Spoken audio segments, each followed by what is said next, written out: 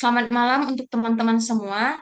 Hari ini kelompok kita akan mendiskusikan implementasi nilai berorientasi pelayanan dan akuntabel dengan mengambil contoh kasus nyata yang sempat ramai diberitakan, yaitu dugaan pungutan liar dalam program pendaftaran tanah sistematis lengkap atau PTSL di Kecamatan Jati Asih, Kota Bekasi.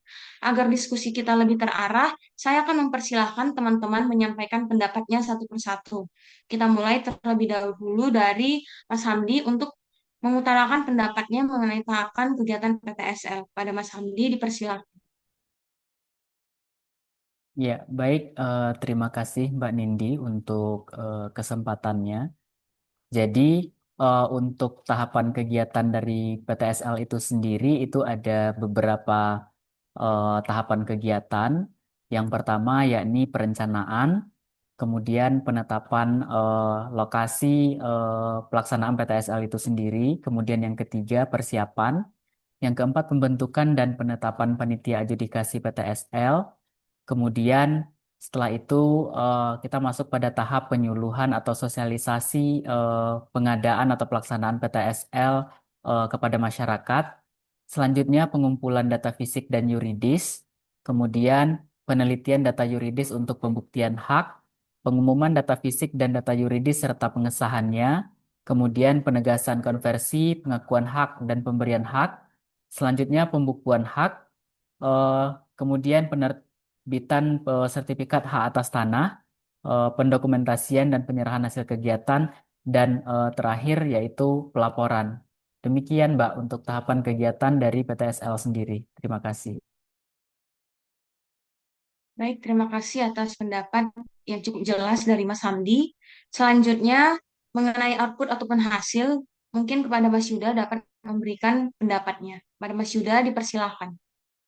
Oke, terima kasih Kak Nindi. Untuk outputnya itu, yang pertama, memberikan kepastian hukum atas hak atas tanah dengan menerbitkan sertifikat tanah yang sah. Lalu yang kedua, meningkatkan kualitas data pertanahan. Lalu yang ketiga, mengurangi sengketa dan konflik pertanahan di masyarakat. Begitu Kak Nindi. Baik, terima kasih kepada Mas Yuda atas pendapatnya. Selanjutnya, untuk keterkaitan substansi mata pelatihan, kepada Mbak Nina dapat memberikan pendapatnya mengenai hal tersebut. Baik, Mbak Dini. Jadi dari sisi berorientasi pelayanan, pungli ini bertentangan dengan nilai tersebut. Karena masyarakat dipersulit, proses lama, masalah bertambah, dan pelayanan tidak dapat diandalkan. Sedangkan dari sisi akuntabel, pungli juga melanggar prinsip jujur, bertanggung jawab, cermat, disiplin, dan berintegritas karena tidak adanya transparansi biaya, tidak bisa dipertanggungjawabkan, serta melanggar SOP dan kode etik sebagai ASN. Sehingga kinerja ASN ini tidak dapat dipertanggungjawabkan. Begitu Mbak Nindi. Baik, terima kasih kepada Mbak Nina.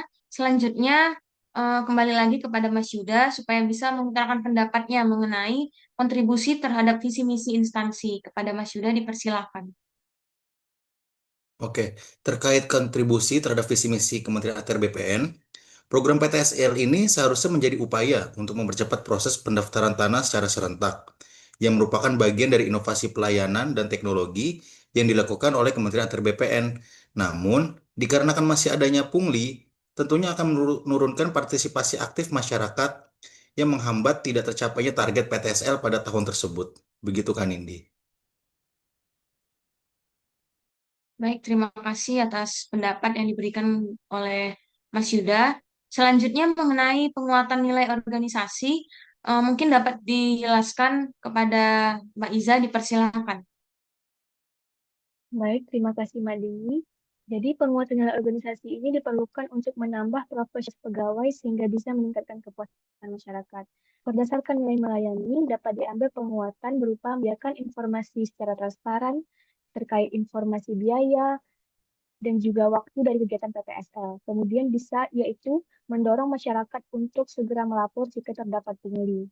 Dari nilai profesional dapat diambil memastikan semua pegawai dan pertanahan menjalankan kegiatan PTSL sesuai aturan yang telah ditetapkan dan memberikan sanksi tegas kepada pelaku pungli. Selanjutnya, dari nilai terpercaya dapat diambil penguatan berupa menunjukkan integritas pribadi ASN kepada masyarakat dengan tidak menerima imbalan di luar ketentuan, dan berani menolak. Demikian, Mbak. Baik, terima kasih kepada Mbak Iza.